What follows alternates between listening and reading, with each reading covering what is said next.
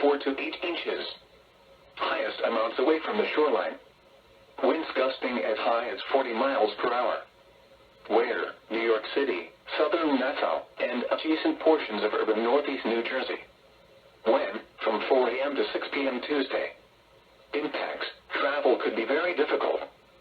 The hazardous conditions could impact the morning commute.